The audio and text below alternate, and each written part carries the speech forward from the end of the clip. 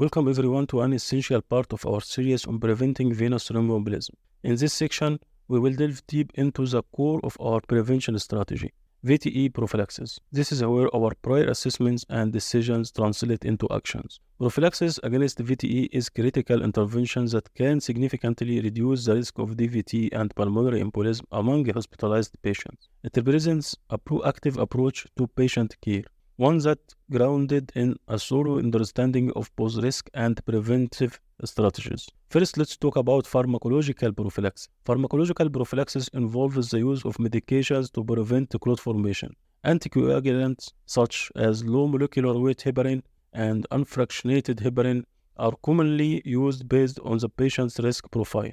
These medications work by thinning the blood to prevent clots from forming or growing larger.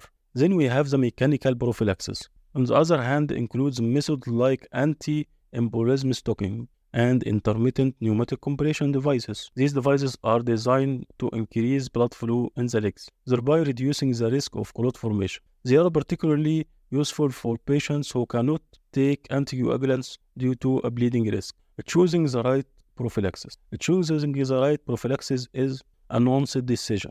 It involves balancing the benefits of preventing VTE with the risk of bleeding. This decision is guided by the risk assessment we discussed earlier and must be tailored to each patient's specific needs and conditions. Monitoring and adjustments. Monitoring and adjustments are crucial aspects of prophylaxis. Patients on anticoagulants need regular monitoring to ensure the correct dosage and to adjust as needed based on their response and any change in their risk factors. Similarly, the fit and use of mechanical devices must be regularly checked to ensure efficacy and prevent complications. Patient education and participation. An integral part of prophylaxis is patient education and participation. Patients must understand the importance of their treatment, how to use mechanical devices correctly, and what signs and symptoms of VTE to watch for. This knowledge empowers them to be active participants in their care and enhances the effectiveness of preventive measures. Goals of prophylaxis. The ultimate goal of VTE prophylaxis is to prevent the occurrence of life-threatening clots while minimizing the risk of bleeding.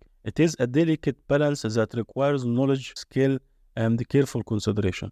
As healthcare professionals, our commitment to this process is vital in safeguarding our patients' health and well-being. Thank you for joining us. Now let's move to the next part of the policy.